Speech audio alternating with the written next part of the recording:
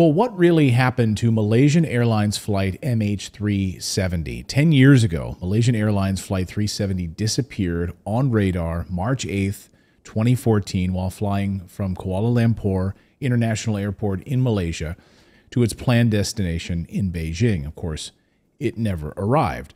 There were 227 passengers on board, 12 crew members at the time. It's hard to believe to my brain that 10 years have now passed and we might finally have some pieces of information, some leads as to what caused this disappearance. Ashton Forbes is a citizen investigative journalist, has in many ways devoted his life to figuring out what happened here. And we decided to invite Ashton on the show to present some of this new evidence, provide some context. And it seems like for a lot of us, maybe this is a story that has just disappeared from our own collective memories. Ashton, welcome to the show. Thank you, Clayton, for having me. I'm happy to be here today. Well, thrilled to have you. And it's just hard to believe that it's been 10 years. And I remember it was a Saturday morning for me in the United States. And we were just going on the air on Fox News. I did the weekend show, Fox and Friends. And my co-host at the time, Tucker Carlson, we were in the green room. We were getting coffee. We're preparing for the show. And we couldn't believe that this story had happened. Well, a Fox News alert, we now know missing Malaysia Flight 370 was deliberately diverted. And today the investigation turned to the crew and passengers aboard that plane. All right, we're back now with a Fox News alert. Investigators are moving the search for that missing airplane from sea to land, some uninhabited islands. The search begins with some hundreds of islands off the Andaman and Nicobar Islands. How could this thing have evaded the radar? I mean, we have stealth aircraft for just such an occasion, but you're saying there's no radar out there anyway. It's one of those stories that he and I still communicate about many, many years later. And it's an unbelievable story. And we knew at the time something seemed really fishy about the whole thing. This was not just a lost craft. Something deeper was going on here. I'm curious, before we get into the nitty-gritty, it compelled me to be so fascinated about this story.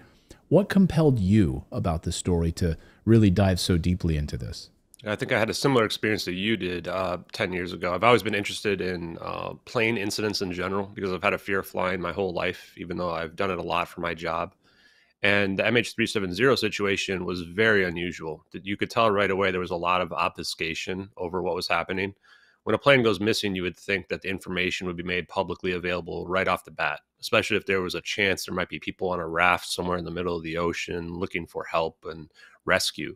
But instead, we were told that this plane disappeared over the South China Sea, and then days go by, and all of a sudden they go, oh, well, we had radar of this plane turning back and flying over the peninsula of Malaysia and then going to the Malacca Straits and the Andaman Sea, which is on the west coast of Malaysia. And they had been searching in the South China Sea for several days.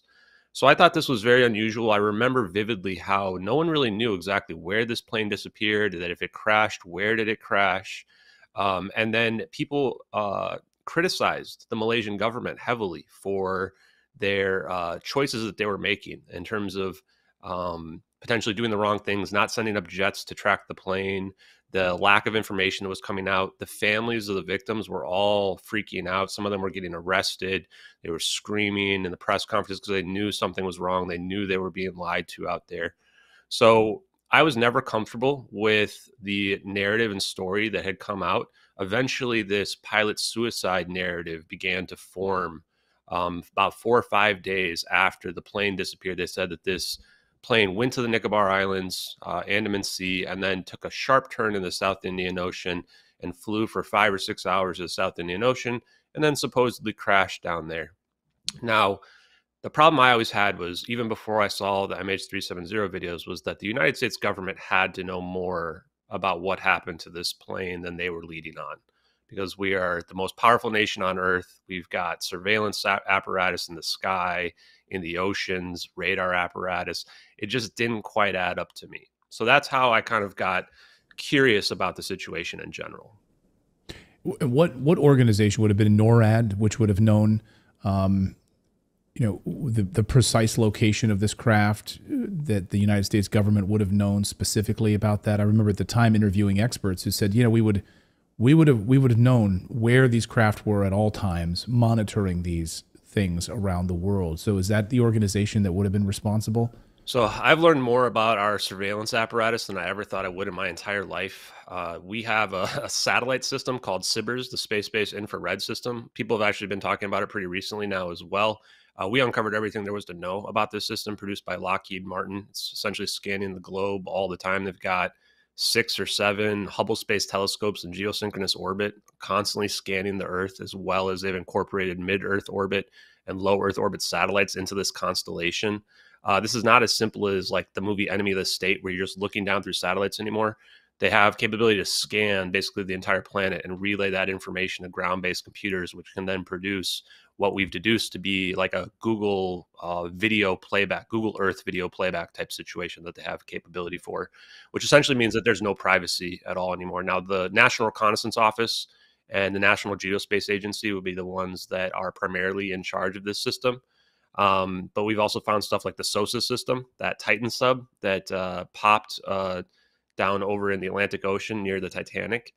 We found out that there was a system there that they admitted that they had heard that Titan sub pop, and they lied about it for 5 days while all the major news stations, remember, were talking about the oxygen and what have you. And that's a tiny sub that only holds 4 people.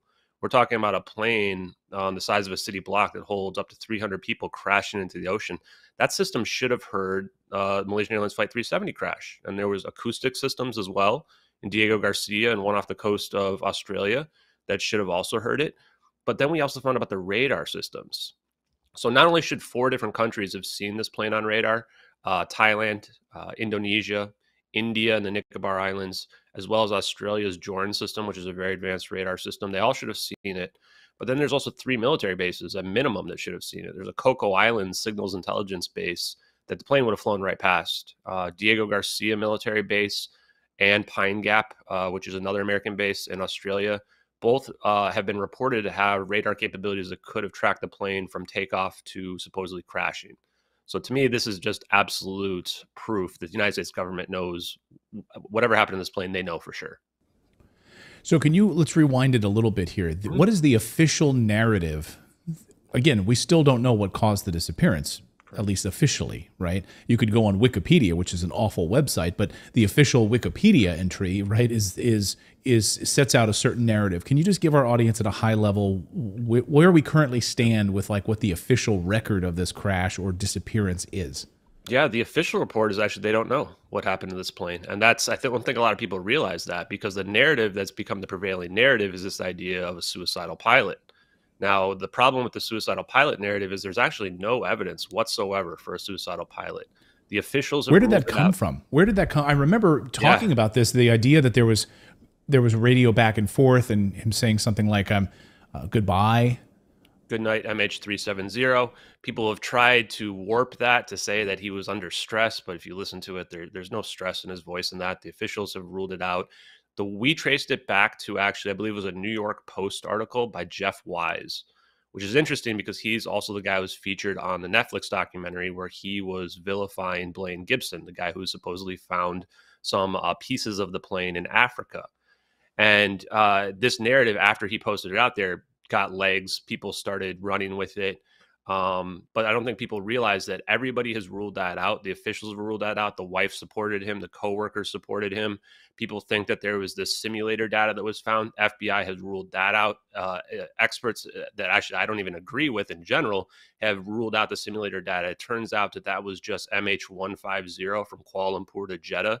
And he was actually scheduled to fly that route the next day. And they've gone ahead and tried to, the narratives out there have tried to say that this somehow matches the route that the plane took, and it doesn't. It's just somewhat similar as it goes over the Andaman Sea. So there's a lot of misinformation out there that people have absorbed and kind of now built into this narrative of this pilot suicide. But if you look at the flight path, there's no indication of suicide whatsoever. Like if you are suicidal, you just crash the plane. You don't turn the plane around when it goes dark. You don't fly to the nearest airport that you could go to land a 777. You don't try to avoid radar flying around Indonesia. If you're suicidal, you don't care about any of these things. It's pretty clearly an emergency event situation, just given the flight path alone. Maybe we just look at now, so we have the pilot, no suicide. Was there some other piece of this, passengers, I'm sure going through the flight manifest, the crew members, have investigators, have you managed to pull the strings on all of the pilots, the other crew members, the passengers on board? Any anomalies stand out from the crew and passengers?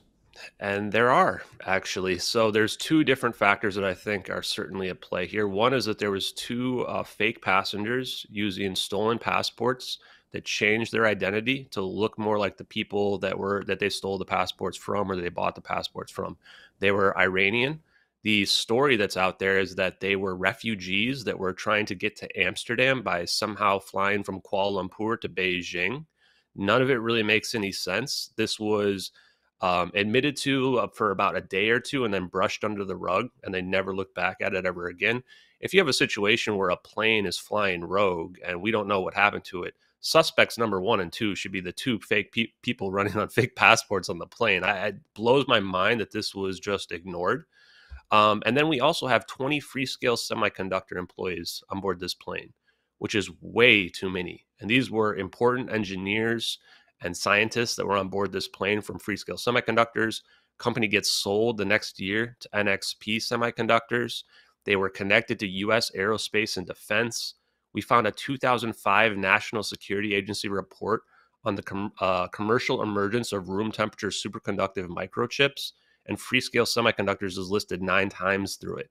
It even mentions that this technology related to these microchips, which are used in quantum computers that are used for AI, et cetera, could be available by 2010 or 2012, but only if the U.S. government were to invest money in it. So to me, I look at this and I go, I'm already starting to think there is an espionage angle here where we've got fake passengers running on fake passports that are spending tens of thousands of dollars to fly to Beijing, which is not even on the direction to Europe. And then we've got these 20 Freescale Semiconductor employees who are all sitting next to each other, whose company should have been flagged because that's way too many people from one company on the same flight. My company only allows us to have like 2 or 3 people from the same the company on the same flight. And some of them even had their whole families with them. This is where I'm going. You're flying to Beijing for a week. You work for an American company. 12 of them are Malaysian nationals. 8 of them are Chinese nationals. And you're bringing your whole family with you? It's already starting to smell a little bit rotten to me. So rotten how? I guess that's where we move into the why, because, okay, so we have those 2 Iranians acting with fake passports, and then you have all of these family members of this manufacturing and technology company on board. Why do you think that they were traveling together? Have you pieced that, or is it still speculation at this point? Yeah, I think the narrative that makes the most sense, given the totality of the evidence at this point, is, as I mentioned, one of espionage. And I think that we couldn't have figured this out without the videos, because what we see happening here is potentially that we have people defecting to China with intellectual property from the American company. Perhaps China had some leverage over the 8 Freescale Semiconductor employees that were Chinese nationals. If you look into to semiconductors in general, you will find that the stocks of semiconductors have skyrocketed, especially over the last few years. I mean, just look at NVIDIA over the last 6 months. Right. So one big aspect of the MH370 videos is the idea of superconductivity, room temperature superconductivity. In my mind, this is the fundamental requirement in order for us to achieve anti-gravity and additional advanced technology that we would consider as high science. I think that we've had it figured out for potentially decades. And this company, like Freescale Semiconductors, I think you could call Freescale superconductors. And if they had some component like those microchips that was just mentioned, that could allow for magical technology that is essentially a super weapon capability type of technology that allows you for absolute military supremacy of the planet, then the narrative here that makes the most sense is the United States government is preventing China from getting access to this technology, because whoever controls this controls the world. And the idea is that these individuals were working for an American company that were somehow defecting, bringing this information to China? That's, I think, as hard as it is to believe, that makes the most sense. And if you go back to what we talked about right away, in terms of the weird obfuscation that happened right away about what happened with this plane and why, it seems like a cover story was being developed at that point. And one of the strongest narratives was this idea of a hijacking scenario. But you're old enough, and maybe a lot of the audience are old enough to remember 9/11 in terms of this idea that they had a very low-tech hijack where people stole those planes and crashed them, what have you. This seemed much more complicated in terms of the flight path. They didn't crash into any buildings that we could find. It's very difficult to make a plane disappear and go dark. But if it's a state actor pulling it off, then it becomes much more plausible, even though it seems more like something out of a movie. But I think that the United States government, China, and potentially even Russia might have this type of might be able to have this type of capabilities. And then it's just a question of narrowing down who our suspects are. So the reason why we can rule out Russia, I believe, is that, and I think Jeff Wise, actually the person I just mentioned, would think that Russia actually did hijack the plane. I don't think they are quite as capable as China or the United States are in general. And we wouldn't have covered it up. The United States, I think, controls the Western media. And if Russia had taken this plane, I think we would have been able to pin it on them. So that's the main reason why I ruled them out. Also, there's a lot of radar systems that if this plane flew to Russia, they would have all seen them. China, the reason why I ruled China out is that they hacked the Malaysian government on March 9th, 2014. And they stole the crisis meeting minute notes of MH370 and classified information about the plane. To me, that's a strong indicator that they knew something was wrong, that they knew this plane didn't crash because they have their own satellites. And they wanted to know who took it or find out information about who took the plane. They also released satellite images a few days later that were reported in Western media as having been debris in the South China Sea. If you look at those satellite images, you're going to see three objects in a triangle formation around something else. Looks very, very similar to the MH370 videos. In my mind, that was China sending a spycraft type message to the United States, potentially saying, we saw what you did, or saying, we give up, you got us. Yeah, mechanically then, where do we last know that we have a signal of the ship appearing? Where was the precise location where it went dark? So, and I think this will help for the audience as well, because, going back, we had no idea exactly where this plane disappeared or what happened to it. The plane was flying to the northeast from Kuala Lumpur to Beijing for about 40 minutes. And then it goes dark in a weak point between radar systems or countries' radars in the South China Sea. And then it's being tracked by military radar, turning around, going back towards Penang Airport. Again, the closest airport that you would go to in an emergency situation by Malaysian military radar. Then it takes another turn after Penang. It doesn't land in Penang for whatever reason. We've speculated a fire event happened on this plane related to 487 pounds of lithium-ion batteries, very dangerous cargo to have in the forward cargo bay right next to the electronics bay. And then, for whatever reason, it doesn't land there. It turns and goes into the Straits of Malacca. Now it deviates its direction a little bit, heads towards the Nicobar Islands. Now, the news reports the next day, or the same morning when the plane disappeared, said that this plane lost contact with Subang air traffic control at 1840 UTC. They later changed this to say that the military was tracking it until about 8:15 or 1815 or 1822 UTC, not quite at the location where they then later argued that the plane turned in the South Indian Ocean. Now, interestingly enough, at 1840 UTC, this is the time in the Nicobar Islands where they claim this plane made a sharp turn in the South Indian Ocean and then just flew for like 5 hours straight until it supposedly crashed down there somewhere. This is also the location of the Nicobar Islands around 1840 UTC that we've pinpointed the location of the MH370 videos happening. And there's even a witness there named Catherine T., who saw a glowing orange plane at low altitude descending with smoke coming out of the back of it.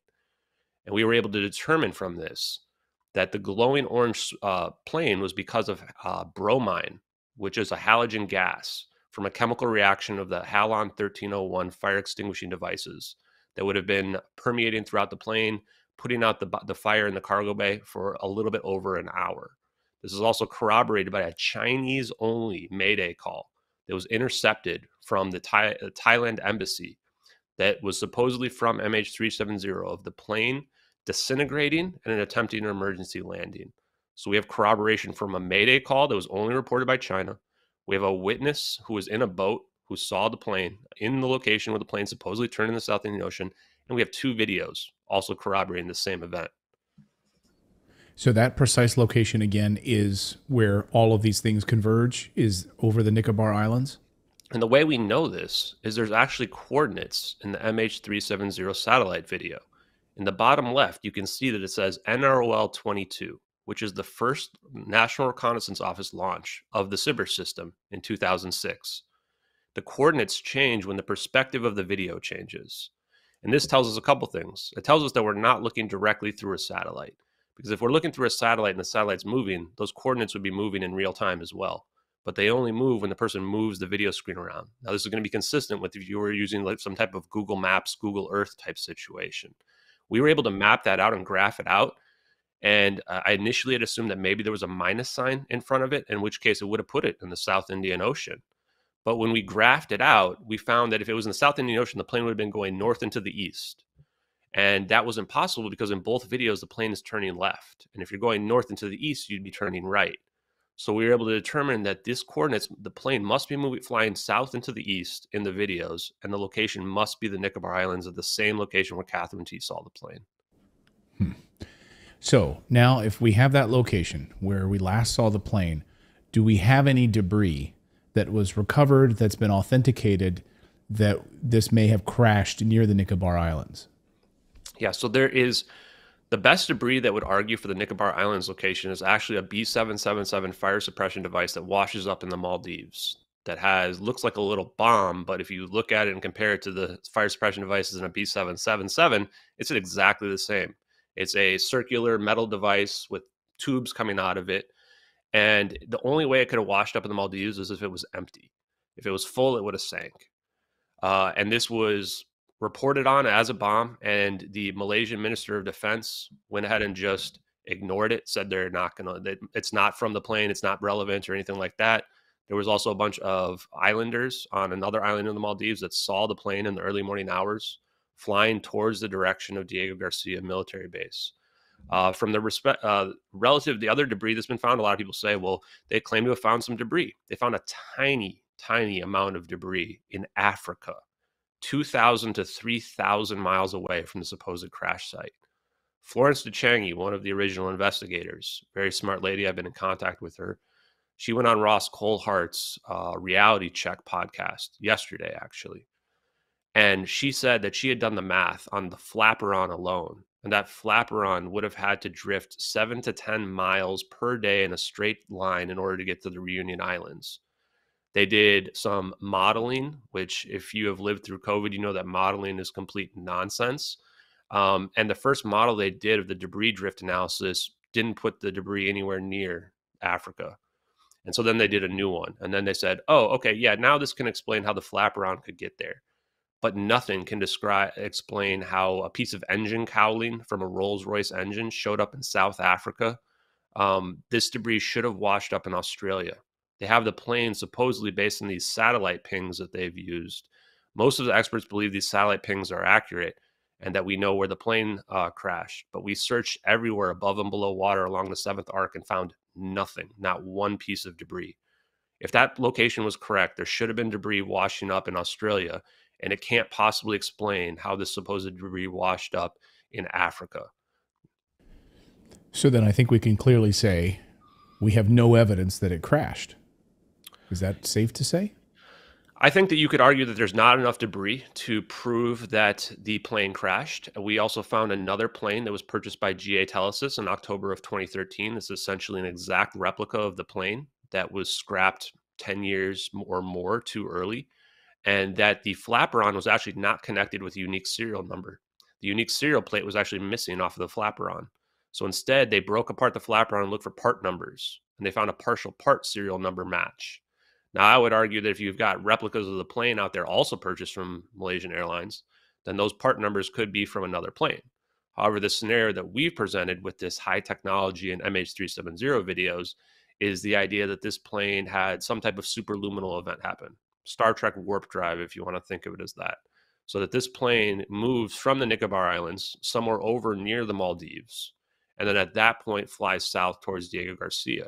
And this would actually, from the drift analysis models, be a better, more accurate representation of where this debris got into the water and then to wash up over there. And you could argue based on the fire event and the fire scenario that some debris would have fallen off this plane. You could also argue that if this plane ended up at a secret military base, that they could have disassembled it and thrown it in the water and then allowed it to wash ashore over there as well. So we can't be 100% certain because we don't have two videos at the location where this plane showed up. We only have two videos of it disappearing.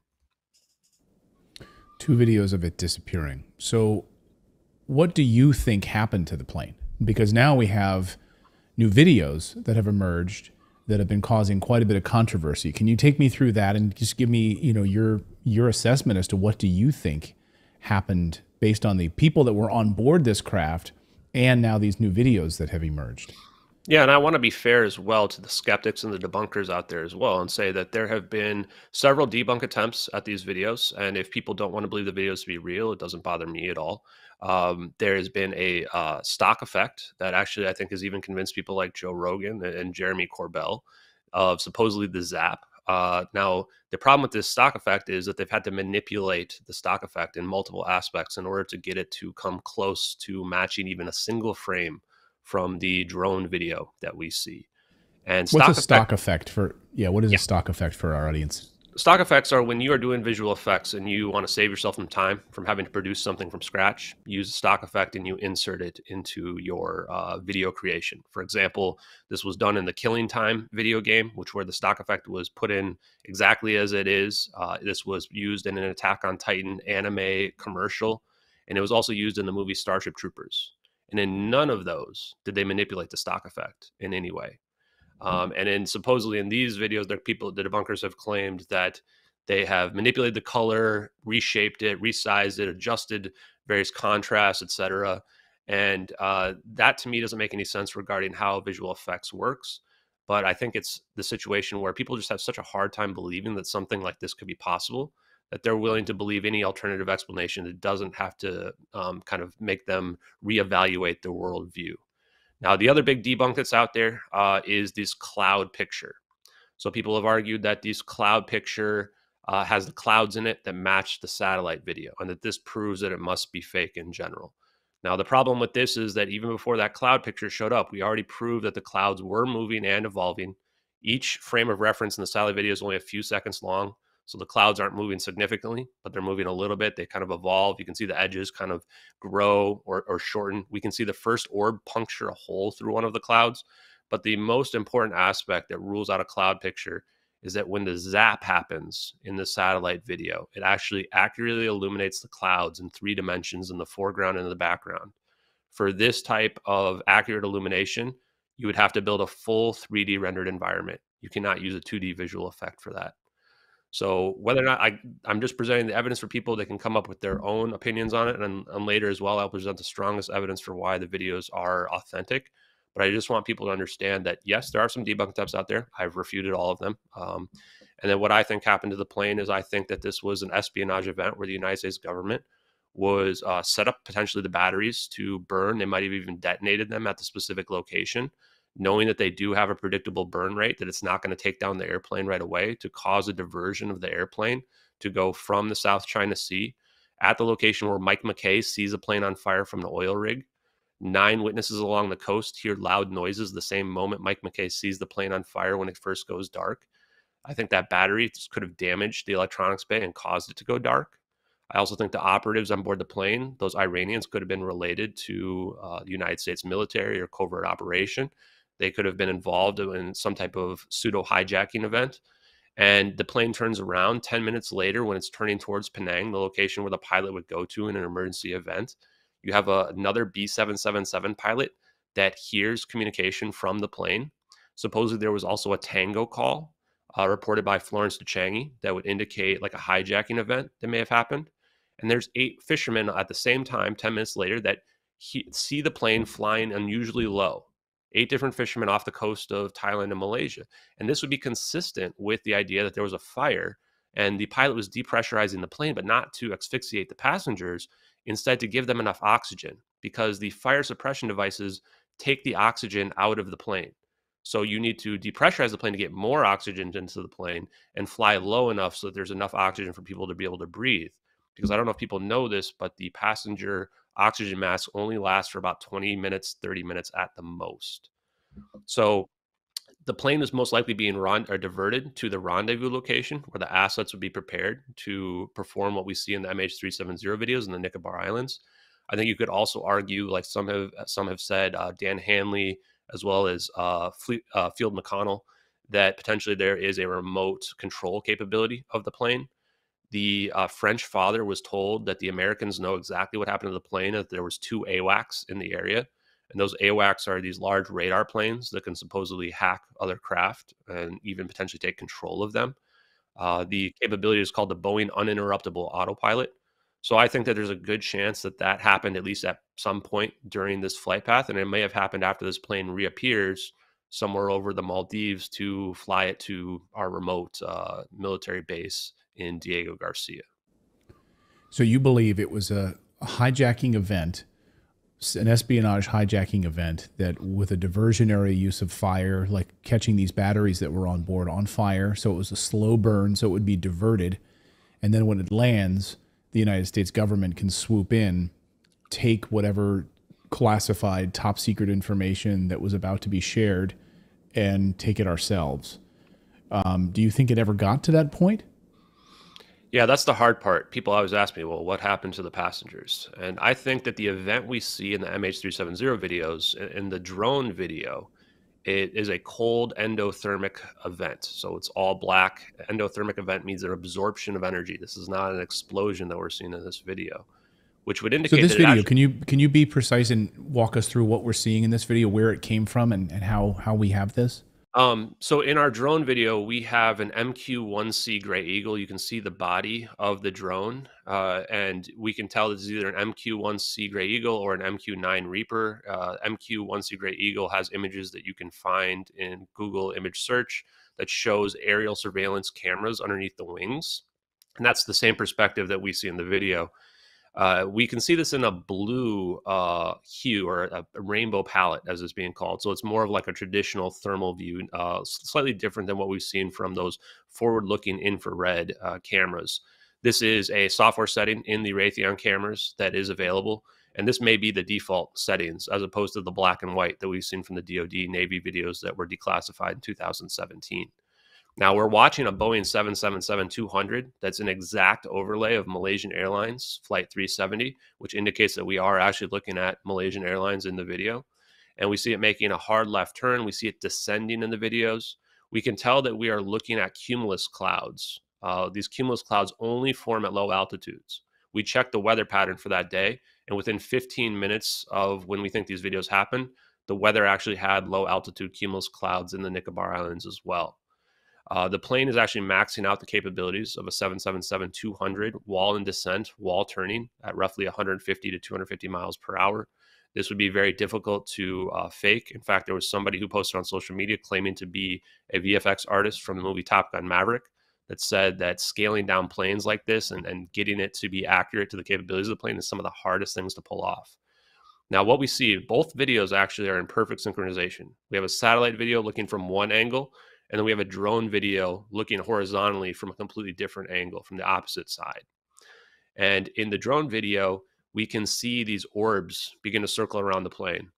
In the satellite video, we see these orbs coming in at roughly 2,000 miles per hour, Mach 2, Mach 3 speeds we've estimated based on comparing pixels in them. And in both videos, these orbs are defying gravity as we know it. They're floating freely. They're not falling to the ground.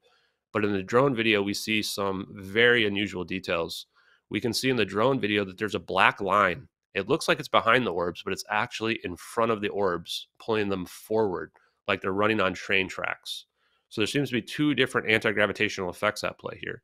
The orbs themselves are displaced from gravity. We can see what's called a non-radiating barrier, which means it's like a field around the orb. It actually looks like these are more of like ball lightning as opposed to something like a traditional flying saucer that we might expect in UFOlogy. They form a pattern around the plane that when we mapped it out, it actually is a spherical pattern, mapping in the plane, rotating around in a perfect 120-degree sinusoidal pattern, which seems to have some sort of purpose, which after we see the zap becomes a lot more apparent. It's like it's mapping the plane to figure out the dimensions of it. The orbs have a heat signature in them. And you can see there's very clear heat signature in the orbs, which is a very unusual detail to add. Engineer who works in low energy nuclear reactions, Bob Grenier, has looked at this and said that this is consistent with the topological monopole. Topological monopole is the idea of having a single magnetic effect, either a north or south, but not having a dipole effect. And this is potentially what might be needed in order to achieve anti-gravity, along with stuff like room temperature superconductivity. As in the drone video, some of the strongest evidence for why this video is real is that we see it manually tracking the plane. So they're not using automatic tracking. There's a little bit of a delay consistent with somebody very far away using that camera to follow the plane and try to track it. They zoom in. There's shake in the drone video, which is, as they zoom in, increases accurately, just like if you're using your camera to zoom in on something. There's a 3D dynamic parallax. So when they zoom in, you can actually see the clouds, you can see the edges of the clouds more. So you can actually see that this is a full 3D rendered environment if it was faked. It can't be just a picture. We also see that line in front of the orbs is what we refer to as a geodesic. You can imagine it like the orbs are creating space in front of them to run down, like, as I mentioned, those train tracks, almost like a gravity well in front of them.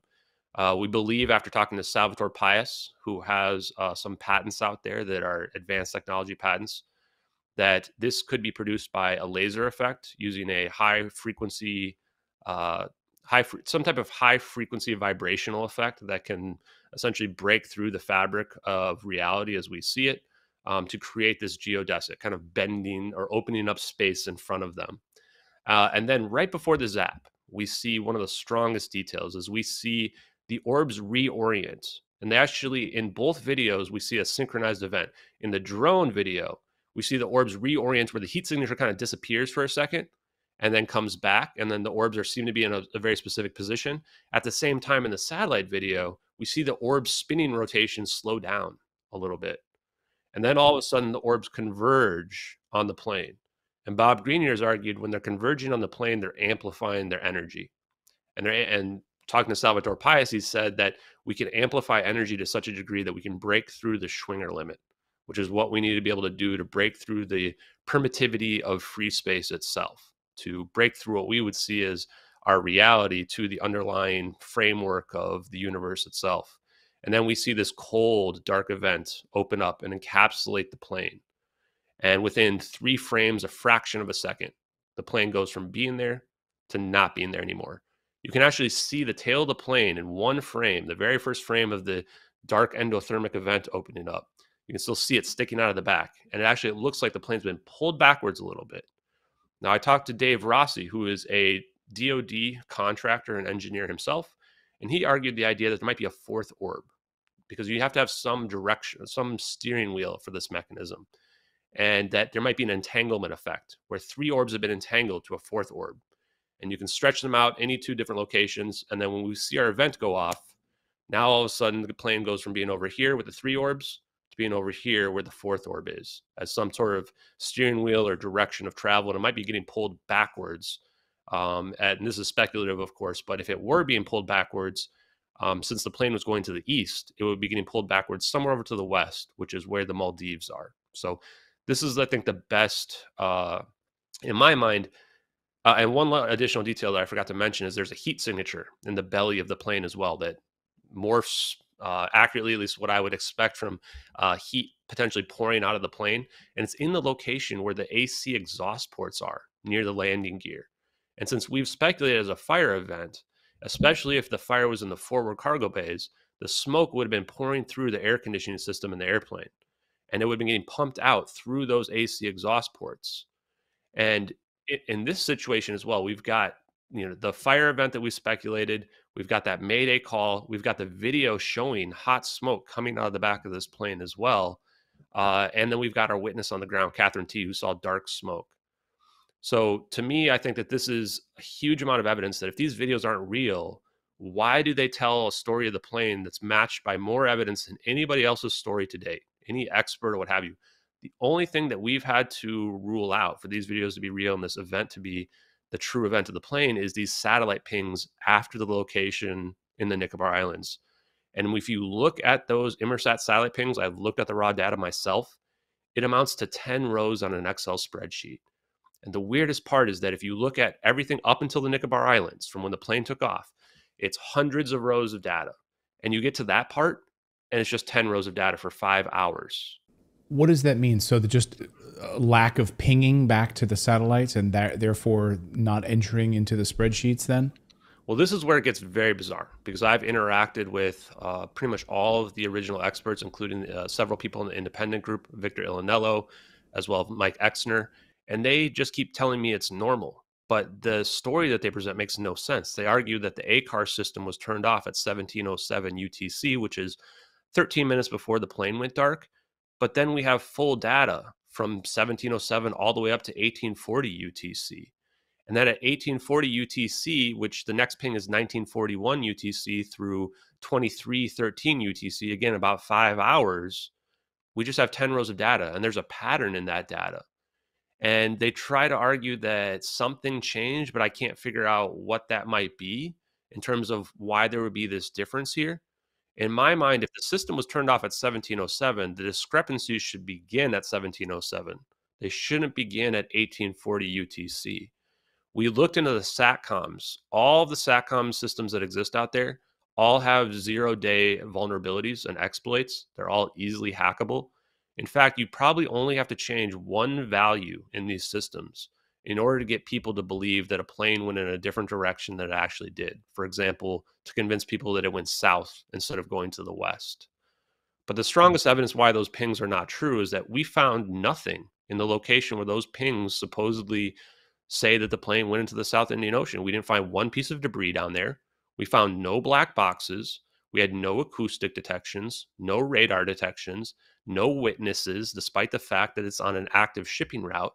And we had 19 family members of the victims claim that they could call the cell phones of the victims for up to 4 days after they went missing. One of them even proved it on television. Phones are not, you cannot connect to a phone that is turned off, that's in the middle of the ocean away from cell towers, that is underwater, that is dead. And CNN had these experts come on and say that, oh no, this can happen, which I would believe if it was just one or two. When you have 19 families saying that, something does not add up. So they were able to call their family members' phones and they were ringing and they picked up voicemail or something like that? The part about getting to the voicemail, I'm not sure about, but they rang. And if I were to like turn my phone off and say, hey, Clayton, give me a call, it's not going to ring. It's going to go directly to the voicemail as opposed to ringing. I think the counter arguments have been that, oh, well, it could be an international call and could ring once or twice, which again, I could believe it if it was just one or two. But when you've got 19 families saying that, and they're saying it goes up to 4 days, they could do that, which is pretty consistent with how long maybe a phone would last if, the battery on it. That's where I become pretty skeptical in general. So, yeah. Wow. So these videos, I want to just go back to these videos, which have caused so much controversy. When did these videos emerge? We have the satellite video, and then we have this drone video. Where do these come from? Yeah. And how were you able to how are we able to sync them up to know that it's perhaps the same object here, so we can use the exact same framing to know that this is the angle, this is the time signature, and we keep it consistent? Yeah. And this is the story of, I guess, my emergence on the social media. I never expected to be anybody in this world or anybody special, and I still don't think that I am. But I remember seeing the drone video back in 2014 when I was first just curious about the plane, and I just dismissed it. I didn't know what I was even looking at. Just thought, oh, this is just some weird thing. And then back in August, these videos reemerged on the social media site Reddit, actually on the subreddit called UFOs. And I saw that video and I just went, okay, that's interesting. And I saw the second video, which was the satellite video. And then I went, wait a minute. I remember seeing that drone video. And now you're telling me there's a second video in perfect synchronization. So I started digging into them. And so did many people on social media, and found that, yes, these actually date back to 2014. I mean, I remember seeing them in 2014 as well, but we've got the Wayback Machine. We know that the original account uploader was somebody called Regicide Anon, which technically stands for King Killer, Anonymous King Killer. And that the satellite video, which is the first one, says received March 12th, 2014 in the description, which is 4 days after the plane went missing. 4 days. 4 days after. And it was the plane uploaded disappears. published May 19th, 2014, which is roughly 8 or 9 weeks after the plane disappeared. So we have a time frame of between 4 days and 72 days. Now, the interesting part is, remember those coordinates I just mentioned? Those coordinates are indicated by those Inmarsat pings as being potentially the real location of where the plane actually was in the Nicobar Islands. Now, the problem here is that the raw telemetry data was not made publicly available until May 28th, 2014 in a 47-page report. Before that, there was just a graph. Even Mike Exner of the Independent Group didn't know that the satellite information could even be real until June of 2014. So how did a supposed hoaxer know exactly where to put the plane with the real locations of the plane and the coordinates over a week before the raw telemetry data was even made publicly available? For people that and that's on the screen, and they can see that on the screen. Yes, in the bottom left of the satellite video, you can see it in the high definition version. So we also even went ahead and we looked at all the satellites. We actually found there's a low Earth orbit satellite pair, USA 229, a naval ocean surveillance satellite pair that was in the right location in the Straits of Malacca that could have been staring right down at this location around 1840 UTC. And this could have been in the constellation of the Sibir system. In fact, the regicided version is a stereoscopic version. It's two different videos two different videos side by side, slightly different angles. Now, debunkers have argued that YouTube had a capability to turn videos into 3D like that, which maybe they did. But if this is actually the original version and how this was leaked out to the public, then those two satellites right next to each other staring down would have been the ones that are sending the data to the Sibir system to be able to build this capability that we see to track the plane in general. The second video, the MQ-1C Gray Eagle video, was it says received June 5th, 2014 in the description, uploaded June 12th, 2014. So right away, you can start to realize that, okay, this first video came out, and then a couple weeks later, the next video gets published. So now you're starting to build this narrative of, okay, wait a minute, like, how did these videos come out? Who potentially could have leaked them? What were they trying to accomplish in leaking them? And if you think that these videos are fake, then the prime suspect should be Regicide Anon themselves. Because if Regicide Anon was not the faker of these videos, why would they put this received March 12th, 2014 in the description of the satellite video? Because 4 days is not enough to come up with a whole plan. 4 days after this plane went missing, we were still looking at the South China Sea. So there's no way the 4 days after is pretty much, a nail in the coffin. These would have to be real. And the problem is that if somebody did fake these, in my mind, it could only be some type of state-sponsored event. It requires far too much intricate detail stuff that was not publicly available, like the heat signatures and the orbs and the monopole stuff was not even publicly available to an Alto University paper after this plane went missing. Far too many details in this for this to be just some kind of rogue person that created them. So a couple of questions come to mind here. Why create a fire event if you have this incredible technology with an orb technology that can create spherical wraparound of the craft in order to make it disappear? Why the diversion? Was that part of the cover-up, or that's something that I've been trying to figure out as well? And I think that there was a weird letter, probably the weirdest thing that's ever happened in my whole life, that appeared on YouTube. It's called Diego Garcia Whistleblower, a letter to Ashton Forbes. It showed up on an account on YouTube that was created June 7th, 2024. And the video that I just mentioned was uploaded June 10th, 2024. Somebody pinged me on this roughly the next day, said, "Have you seen this?" And I read it. What year is it? 2024 still. So this just happened. June?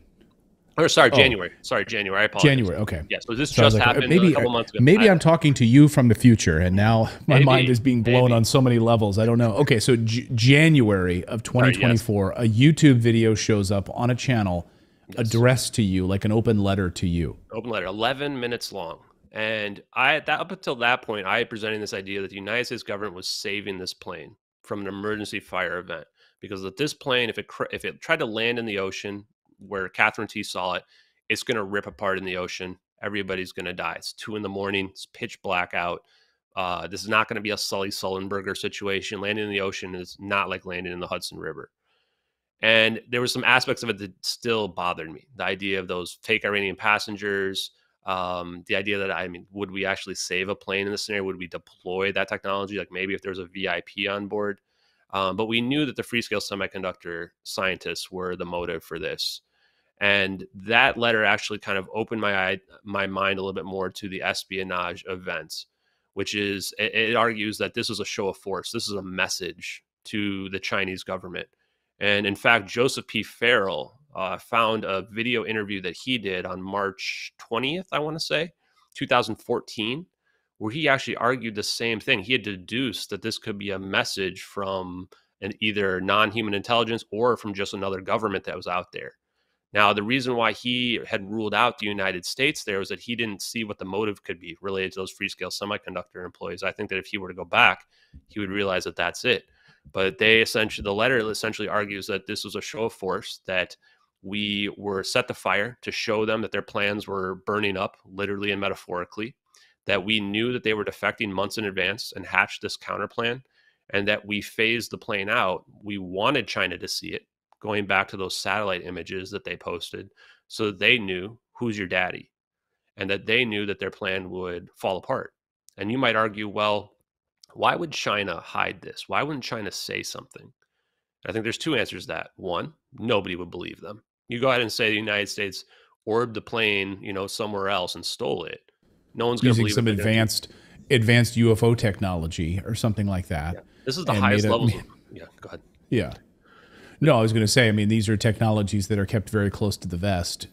And we know that different countries have access to these through other downcraft, through reverse engineering programs of these downcraft. So this is not something that you put on the, put on the nightly news. Yeah, this is the type of covert kind of wrangling back and forth between nation states that you don't put out there in the public. And so I think that they can't say anything. And then the second side of it is what's going to happen. The United States has the strongest propaganda apparatus in the entire world. If you listen to the Tucker Carlson, Vladimir Putin interview, I thought there was a very revealing aspect of that, where Tucker Carlson asks Putin, why would you not tell the world about the Nord Stream pipeline, that the United States had destroyed it or their allies had destroyed it? And he says, well, it's not a cost benefit. There's not a cost. It's cost ineffective in order to be able to try to go to a propaganda war with the United States, who controls all the world's Western media. I mean, just think about it from the perspective of, they got the whole world to essentially believe in this pilot suicide myth. If the China were to come out and say, hey, United States did this, United States is going to push back, and they're going to say, no, this is misinformation, disinformation. It was China that did it, or something like that. So I think that explains why they would hide it. And it is a big risk for them to have filmed this on two different surveillance apparatus, because what happens if the videos get out? What happens if one person looks at those videos and goes, wow, no one's going to ever know the truth unless I leak these videos? And that's exactly what I think happened. When we are looking at that satellite video, we can tell that they are doing a screen recording. It's not somebody who's got a camera who's filming the screen like I would be doing here. That's one of the earliest details that I noticed.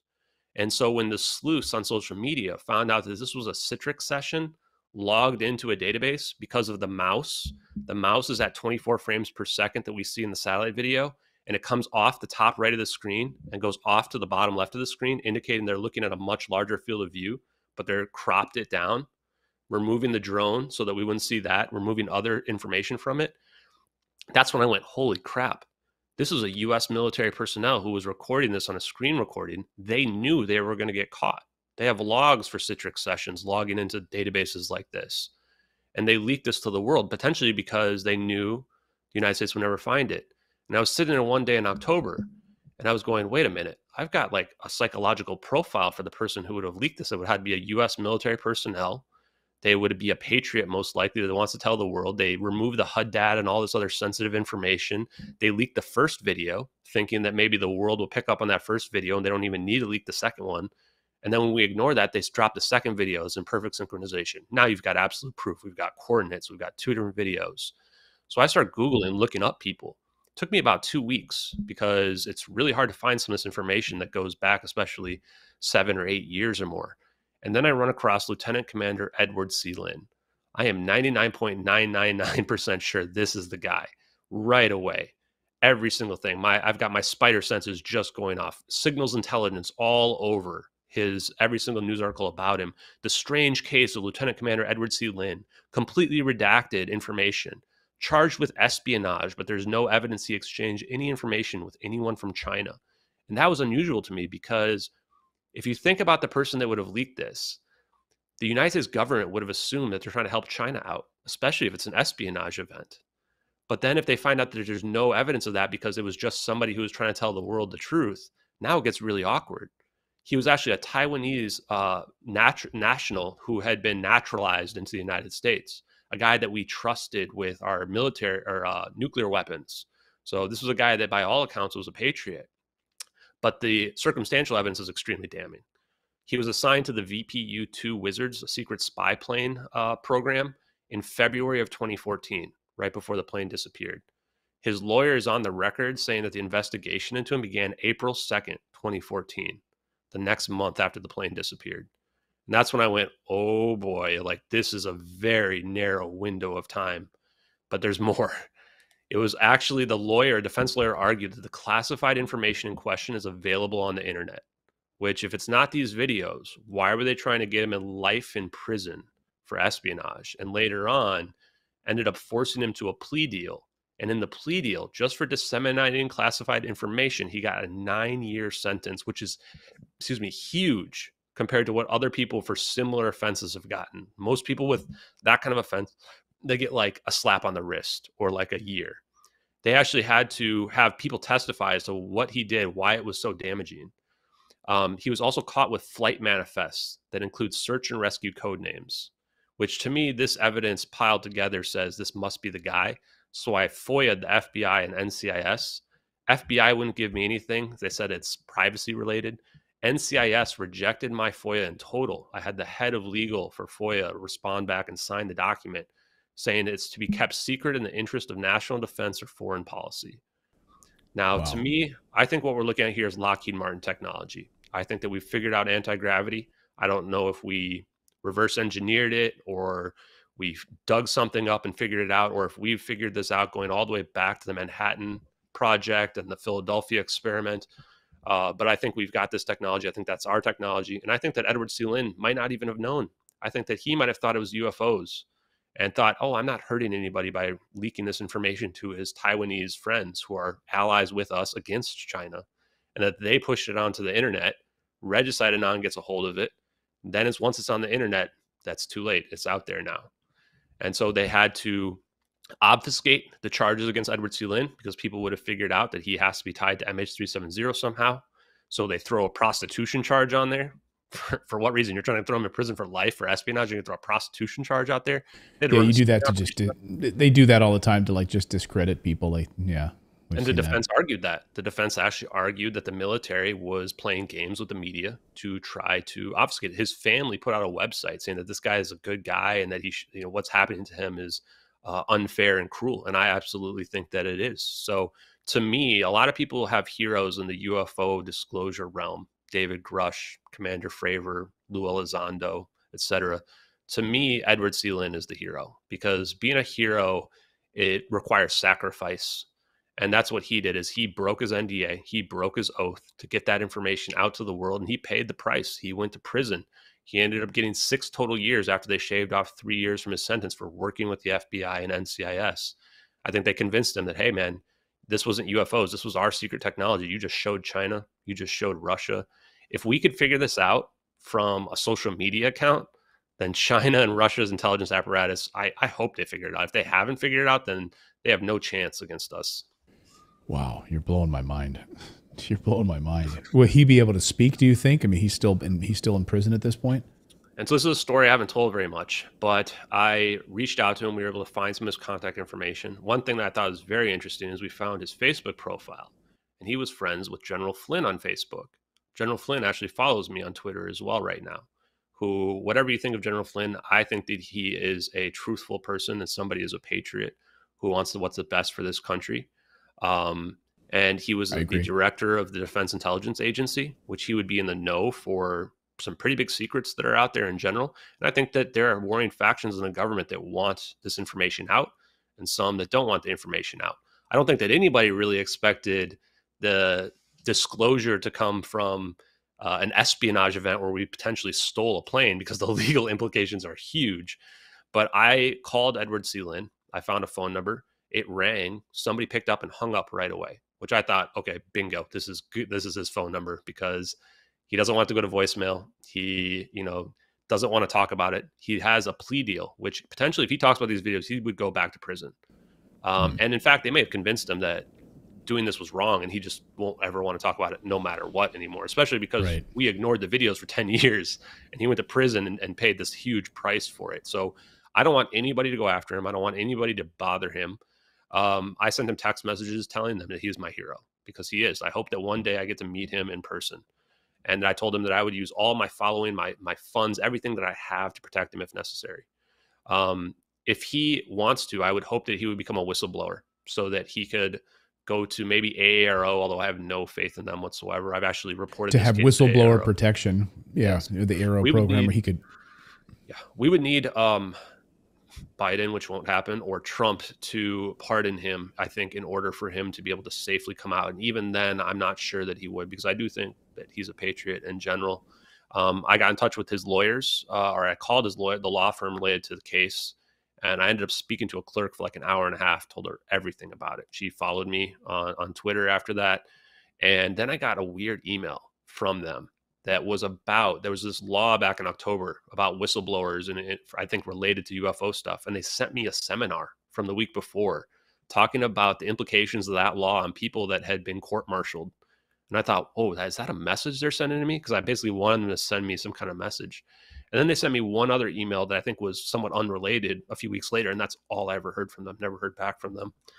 So this is, in my mind, potentially, one of the biggest both conspiracies, and I guess you could call it UFO videos. I mean, technically they're unidentified flying objects in those videos.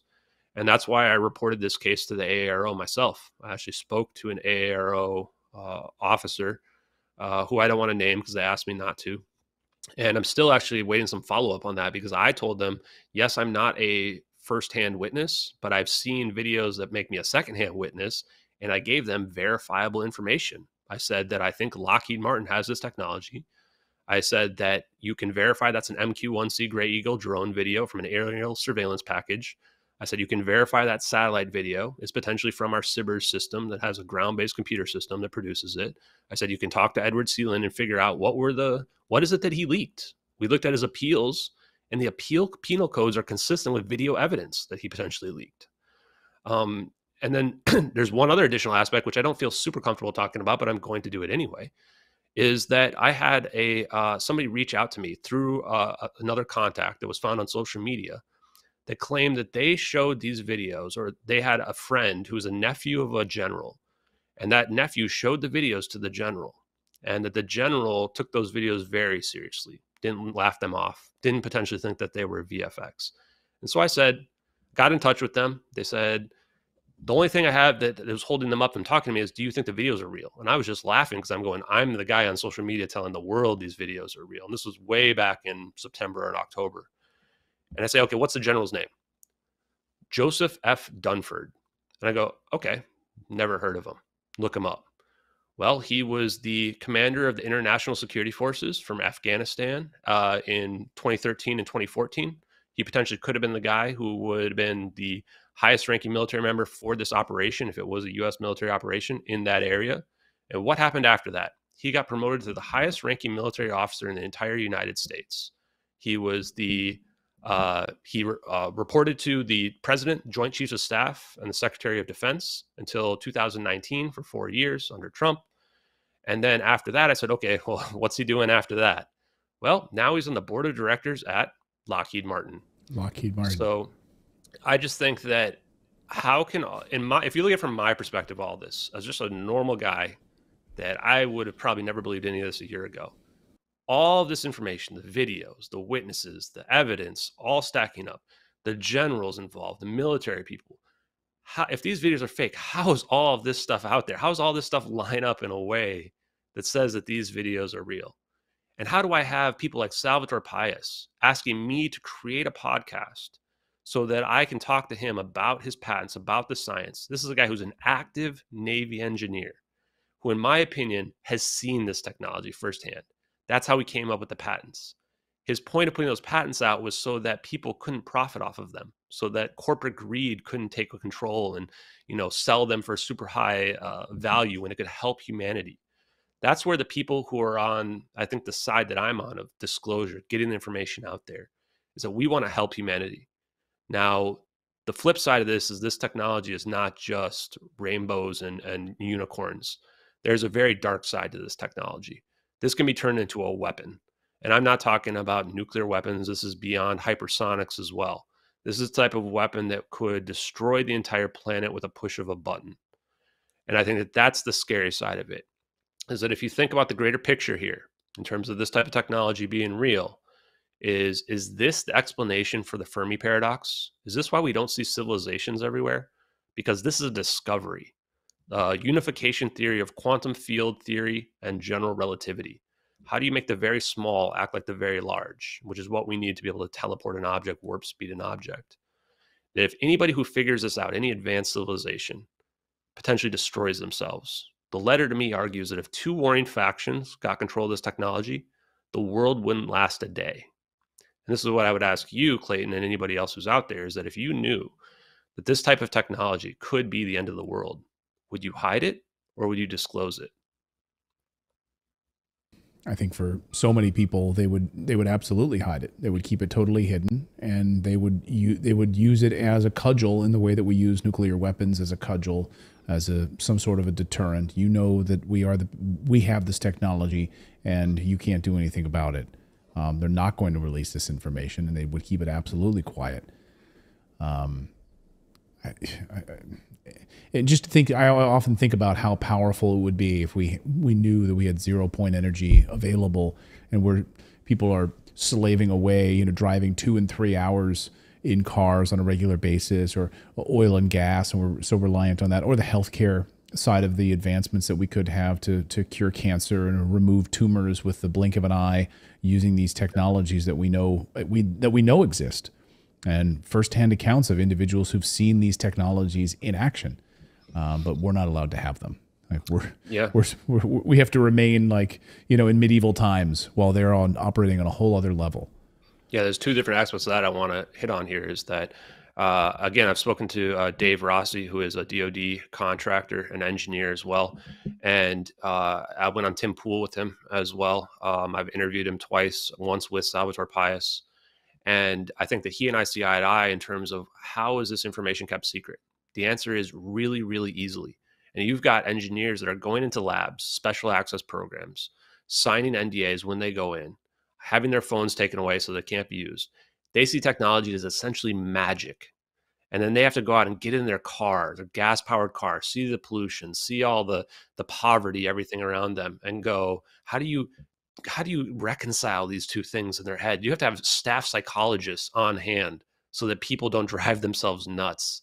And then they may say, well, I want to do the right thing and get the information out there. People like Eric Weinstein would say, well, how can they hide this? People would come out and they would say something. No, they wouldn't. No, they absolutely would not. Not only are they a fear for their life, they have no benefit. Look at what happens to the people that try to disclose anything like this. Look at Bob Lazar in general. The media will vilify them. Debunkers will crucify them and find any weakness in their past, any skeleton in their closet, and use it to discredit the things that they're saying out there. And that's what I found, is that it's not actually even hard to hide the information. It's easy to hide the information. It's too easy, in fact. And that's why the people like Salvatore Pais, like my friend Dave Rossi, want to get the information out there, because we've reached a point now where we're almost in a post-truth world where no one can believe anything to be real out there. And then the question is, how do you get this out there at all ever in the future? And this is where I think that it goes back to those warring factions in the government. You potentially have, I don't know exactly who's on what side, but you've got the DIA, you've got the Navy, you've got the CIA, you've got the Department of Defense, you've got the Air Force. Now, I don't know where the lines are and who's on what side or what have you, but I think that they struggle with the same question I just asked you, is how do we get this out there, and is it even safe to get it out there? Because what you just mentioned about the healing aspects, like we might be able to heal tumors and stuff with this type of technology and cancers. We might be able to have force fields or cloaking devices. We can produce over unity devices. There's only two things that you need to understand for these videos to be real. There's an extra dimension, an underlying construct to our reality that we don't perceive. And if we can tap into that, we can tap into the negative entropy of the universe itself. And then you also need to understand that space is not empty. And if space is not empty, then you can create over unity devices. You can cheat the laws of thermodynamics by opening your system up. And you can borrow energy from the vacuum with a 0-point energy to produce a system that puts more energy out than is put into it. This allows for free energy. We can also use superconductivity and super powerful magnetic fields to create fusion power. Now, the problem, like I said, though, is that you can then, like we saw in those videos when the orbs are converging, to amplify the energy, as Salvatore Pais' high-frequency gravitational wave generator patent says, amplify energy to such a degree where you can destroy a planetoid or asteroid. Scale that up, and now you can destroy a planet. Scale it up further, and you can destroy a sun. We might even be able to create a big bang with this type of technology. So it's extremely dark, which leads to the one question I wanted to ask you is, what do you think the nature of the UFO phenomenon is? I remember you talking with Tucker Carlson and you guys talking, and it still sticks in my head every single day, pretty much, about the idea of this phenomenon being so dark that it's scary to talk to your family about. My family won't even talk to me about this type of stuff. And I think about that technology and I think that, wow, that's really, really dark. And then I also think about the idea that there could be some type of spiritual aspect to it or some type of dark reality that we don't want to face. Yeah, dark demonic reality, dark demonic beings. The information that I've have discussed with individuals and sources, and I think a lot of the darkness that I'm bothered by, I think Tucker as well, and I don't want to speak for him on this, but he's also kind of followed up and talked more about this, sort of the interdimensionality and also the idea of the demonic side of things. But I think he and I are in agreement about the use of some of this technology for really nefarious purposes. Human beings using this technology. There's a lot of ideas that, oh, these are all aliens. No. It's humans using this technology that we got from them, and that we've been using it for really terrible things. That a lot of NGOs have been using it for really terrible things. I'm talking child trafficking, human organ harvesting. And we have firsthand accounts, of course, you know this, of members of the military stumbling across this and actually interacting with this. High-level members of the military involved and have witnessed this as well. Human organ trafficking, the carrying of human beings and moving them using this technology. So you think about using these craft to transport clandestinely children, human beings, body parts, organs for the purposes of harvesting, scientific study, manipulation. We see this absolutely all the time in war zones, and we see this in natural disaster phenomenon. This is where a lot of people end up going disappearing. We've certainly seen it in Ukraine during the Ukraine war. So that to me is one piece of it that I would say is the stuff I don't really want to talk about with my family. It's, when my son talks to me about UFOs and wants to hear more about it at 13, the last thing I want to talk to him about is that human beings are using this to harvest or to take children or move them around the world and sell them off for trafficking purposes or that sort of thing. So that's one big piece of the darkness, I would say. The demonic side of it is another big piece of this. And some of the warring factions between these different species that are out there that I can't wrap my head around. And I've certainly heard that from different sources as well. But to me, the human use of this technology has been the hardest and the most difficult pill to swallow, that they would be using it for such terrible and dark things rather than helping humanity. I guess that's the darkness that I speak about. I think I agree with that in general. I think that we're our own worst enemy when it comes to this type of technology. I think I've independently concluded that most of the stuff that we see out there as UFOs is most likely just us at this point, that we've figured it out. Maybe China and Russia have. We've seen all these cases of drones that are incurring over our military bases. I would argue that might be Russia and China with this type of technology. And I think, as my friend who I've met now, Jake Chansley, people know him as the shaman on January 6th. He's a very introspective guy. And he would say that, we might as well get this out there because the worst people in the world already have access to it. It can't get any worse Right. on that from that perspective. From the UFOlogy people that I've spoken to, very prominent people in general, they would say that our fate is up to us. Whether or not we destroy ourselves with it or not with this technology, that's up to us as humans to figure that out. I look at this technology and I see the hope in it in terms of ending poverty, ending homelessness, ending hunger around the planet with this type of technology. And that's the reason why I am on the side of the information coming out in general. But I think that we do have to put safeguards in place, because the problem with this technology is figuring out a unification theory of the forces is that it's a Pandora's box. Once you open that Pandora's box up, you get everything that comes along with it. Even Eric Weinstein mentioned this on Jesse Michaels' podcast with Hal Puthoff, is that you can't just pick and choose what things you want. If you want the medical healing aspects, well, you also get the weapons that come along with it. So this is, I think, the dichotomy, the issue that we face as a civilization. This is what my goal is in revealing and talking about this with you and other people as well, is I want to move the conversation forward. Everybody I see in ufology is talking about the different types of species and what they want to do with the species and what these crash retrievals mean, et cetera. I want to talk about, what does the technology mean? What does it mean for our future? And how do we avoid obliterating ourselves and oblivion in general? Right. Yeah. And the healthcare part of it is most fascinating to me. I just had a friend who lost a relative to cancer. I have multiple friends over the years that have died of cancer. And if this technology exists and we have access to it, that we can literally eradicate cancer with the blink of an eye. But we're so concerned about biopharmaceutical companies making massive billions of dollars that we don't, and we keep this information quiet, is one of the worst. To me, that's one of the worst tragedies of all time. So that's where I come from on this. Well, Ashton, I don't want to take up any more of your time. We've it's been a fun conversation. So much ground. Yeah, it's been amazing, and I'm just you've blown my mind on multiple levels. I'd love for you to be able to come back. I'd love for people, as obviously as this story evolves, we get more information on this. We're able to hear perhaps from Mr. Lin himself, and be able to, to be able to have whistleblower protection. I mean, who knows where the story goes in the future, and to be able to have this and to answer some questions from skeptics out there. So if anyone has any questions about this, please drop a comment below. And Ashton is very, you're great at being on social media, and I'd love for you to jump into the comments thread here in this video.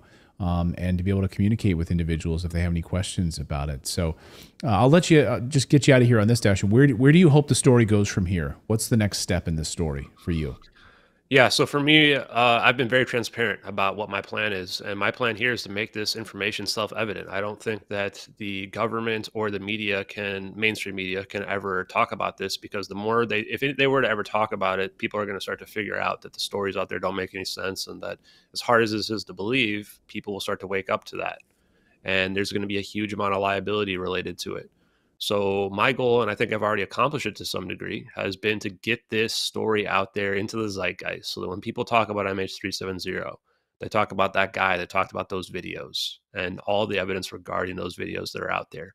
I think the reality is we're not ready for this. I think that this situation and the implications of it are so big and so dark that it would actually break people's minds. If this information is true and the technology is real, it's not just a socioeconomic change as well. It's the idea that we've been getting lied to for our entire lives. And I think that will actually break people's minds. So I think that what really needs to happen is we need to raise our collective conscious to the point where we can understand that we may actually have anti-gravitational technology. Maybe there are aliens out there. I'm not really sure. So that's my objective. If you guys follow me on social media at JustXAshton on Twitter, on YouTube, and potentially maybe on TikTok in the future, although I'm not looking forward to it, that's the kind of conversations you're going to see from me. Exposing the truth, exposing the lies that are out there, and showing people that high technology is already out there. We don't actually have to discover it. It's been discovered. We just need to talk about it. Hallelujah. Ashton, it's been a great pleasure having you here on Redacted. Thank you so much. Thank you, Clayton.